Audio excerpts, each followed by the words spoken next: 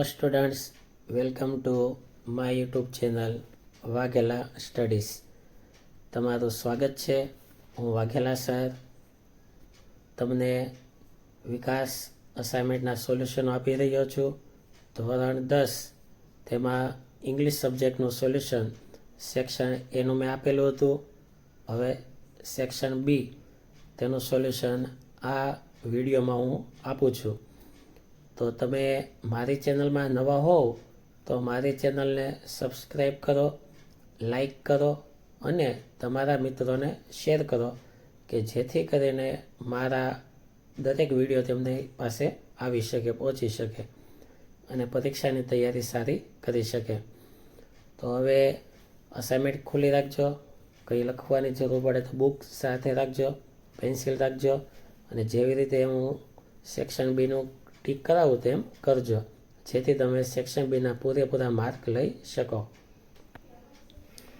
જો section B સૌથી પહેલાં સ્ટાન્ઝા આપેલા છે અને ક્વેશ્ચનના આન્સર આપવાના છે. તો ક્વેશ્ચન પહેલો છે કે how will the song help the child's dream. આન્સરમાં માય ચેકી દેવાનું, સોંગ ધ લગાડી દેવાનું, ધ સોંગ લેવાનું છે.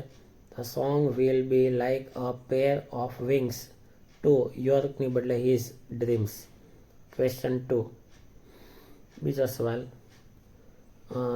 what will happen when the child's parents are no more? તો what will happen કાઢી નાખવાનું, when થી લેવાનું. when the child's parents are no more પછી જે ટીક કરેલું છે તે જોડી દેવાનું. જો The song will speak in his living heart.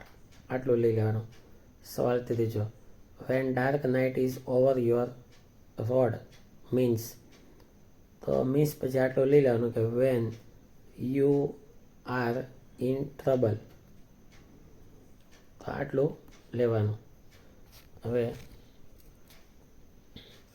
બીજો ભાગ પોઈમનો સવાલ પહેલો, What will the song do when the child is in the crowd? તો આન્સરમાં જો when he is in the crowd it will fence him about with aloofness. બીજો, what will the song do when the child is alone? તેનો જવાબ when you cut in the child. When the child is લગાડવાનું is alone it will sit by his, યોરનો his કરવાનું, side and whisper in his ear. ત્રીજો સવાલ, what is the antonym of the word curse? તો એનું antonyms થાય blessing. Poem 2, બીજી poem.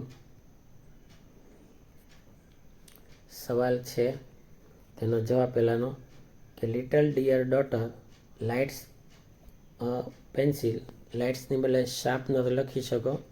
Sharpener with lights a pencil with a sharpener and she starts. જો તેમાં she starts લખ્યું છે and she starts drawing on it. અને બીજા જવાબમાં શીથી સ્ટાર્ટ કરવાનું, she starts drawing on it. સવાલ પહેલાં લઈ લેવાનો, બીજો પછી આટલું છોડી દેવાનું. પહેલો બીજો બંને સાથે છે. ત્યારબાદ ત્રીજો, vote is the antonym of the word darkness? તો ડાર્કનેસનું થશે વ્હાઇટનેસ. ઉપર વ્હાઇટ, ડાર્કનું વ્હાઇટ કરી દેવાનું, વ્હાઇટનેસ. બીજું, વેર ઇઝ ધ સન? તો પેલો ધ સન ઇઝ, સનને ધ લગાડવાનો પછી ઇઝ લગાડવાનો, the sun is on the black tree. બીજો question, what is there over the sun? તો with a patch of cloud over it. ઇટનું ધ સન લગાડી દેવાનું. ત્રીજું, what is the fish doing? A blue fish પછી is લગાડવાનું, is flying on the forehead of the cloud. ફિશની પછી is લેજો. હવે સપ્લિમેન્ટરી રીડિંગ બ્લેક બકના ક્વેશ્ચન આન્સર. તો જો બ્લેક બકના ક્વેશ્ચન આન્સરો 5 ક્વેશ્ચન છે કે what is the black buck called in Telugu. તેલુગુમાં બ્લેક બકને શું કહેવાય? ટીક કરેલો છે તેમ લેવાનો. બીજો question, write any 3 local names of the black buck. તે પણ ટીક થયેલો છે. ત્રીજો સવાલ, which state has declared the black buck as its state animal. તેમાં આંધ્રપ્રદેશ ટીક થયેલું છે. તો આવી રીતે બધા સવાલો ટીક થયેલા છે તે લેવા. રીડ 2 તેમાં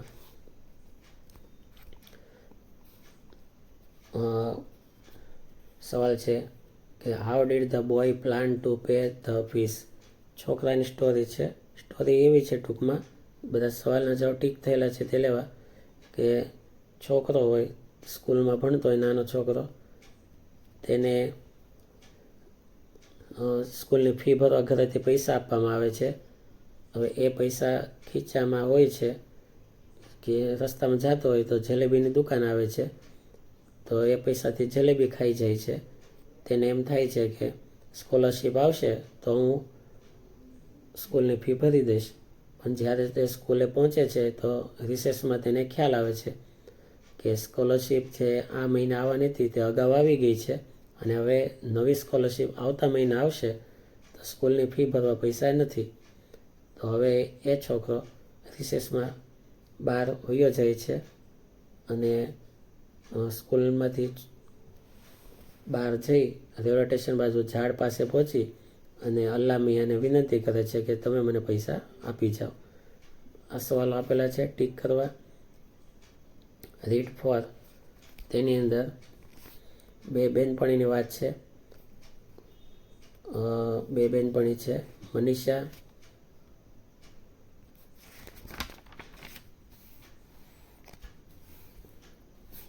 જો ધ્યાન આપજો. મનીષા એની ફ્રેન્ડ છે અને લેખક છે, લેખિકા. તો આ બંને બહેનપણીઓ જે છે તે એક જ ક્લાસમાં ભણે છે અને બંનેના લક્ષણ આપેલા છે.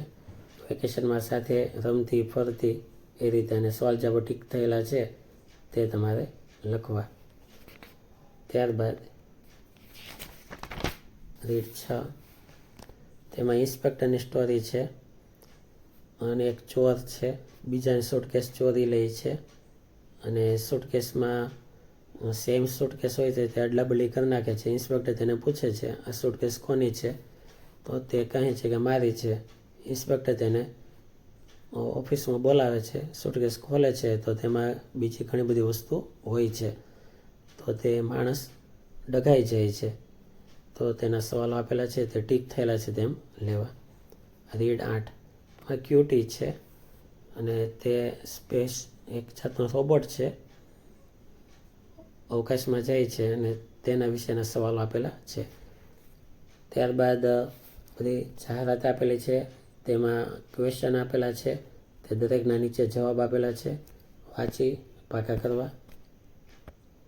ત્યારબાદ ફરી એક જ ફકરા છે, તે બધા ફકરાના સવાલના જવાબો નીચે અપાયેલા છે, એ જવાબો વાંચી અને પૂરેપૂરા પાકા કરવા.